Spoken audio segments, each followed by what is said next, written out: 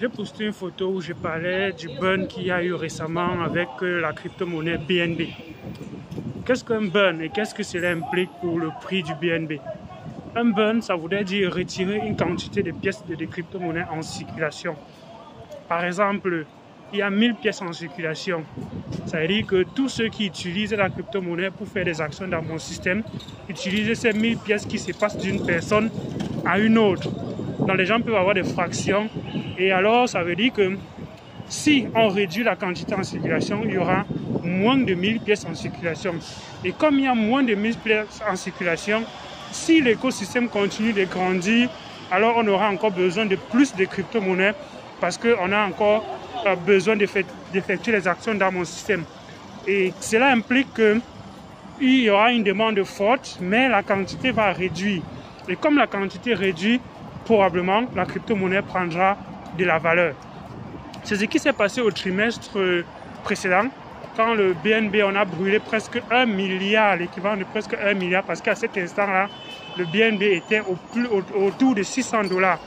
Et là, présentement, le BNB est autour de 400 $ et on vient de retirer encore près de 1 million de pièces en circulation, ce qui fait environ 700 000 $ qui ont été retirés de la circulation du BNB, parce que l'objectif, c'est de diminuer la quantité en circulation du BNB jusqu'à ce qu'on atteigne les 100 000 bits BNB en circulation. Mais si vous allez sur CoinMarketCap, vous allez voir que la capitalisation, le nombre de BNB en circulation est supérieur à 100 000. Et alors l'objectif de BNB, c'est de réduire ces quantités en circulation jusqu'à ce qu'on atteigne 100 millions plutôt, autant pour moi, 100 millions. Donc, qu'est-ce qui va probablement se passer avec le BNB? Le BNB, on a besoin des BNB d'abord pour les frais de transaction dans son écosystème. Parce que quand vous faites un trade sur la plateforme de Binance, pour réduire vos frais de transaction, vous allez payer en BNB. Votre transaction sera payé en BNB pour réduire les frais de transaction. Il y a plein de projets qui se lancent aussi sur Binance à travers le Launchpad, qui fait en sorte que les gens sont obligés d'acheter les BNB pour pouvoir participer au lancement de ces autres projets-là. Ça, c'est de 2. De 3, Binance a une plateforme de NFT où on peut utiliser les NFT, où on peut utiliser les BNB pour acheter les NFT. Ça fait encore d'autres utilisations du BNB. À défaut de tout cela maintenant, il y a la DeFi, il y a sa Binance Smart Chain qui utilise le BNB comme gaz pour payer les frais de transaction dans son écosystème. Ça voudrait donc dire qu'il y a une grosse demande pour le BNB. Il y a plusieurs personnes qui aujourd'hui ont besoin d'avoir les BNB dans le portefeuille pour participer à tout l'écosystème dont je viens d'évoquer tantôt. Le trade sur Binance, pour faire le staking, il faut faire les transactions. Pour faire les NFT, il faut faire les transactions. Pour participer au Launchpad, Launchpool, pour faire le lending et autres là.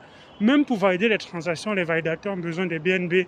Et ça fait que les gens qui font le staking pour avoir les BNB ont besoin aussi d'avoir les BNB. Ça fait donc que probablement la réduction du BNB en circulation peut avoir un impact assez considérable pour le BNB. Et pas que le BNB.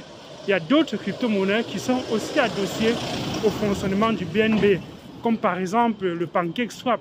Si le BNB performe très bien, la probabilité que le PancakeSwap performe très bien aussi est très très grande. Et alors, il faudrait regarder donc les crypto-monnaies qui sont dans l'écosystème BNB et qui ont un gros potentiel. Je parle de Bakery Finance, je parle de ApeSwap, je parle de PancakeSwap, je parle de Bakery, je parle de Venus et bien d'autres crypto-monnaies ici, TLM, qui sont dans cet écosystème et qui ont probablement aussi un gros potentiel. Donc, voilà un peu des choses que vous devez comprendre pour pouvoir vous aussi vous positionner avant que ces crypto-monnaies-là ne décollent.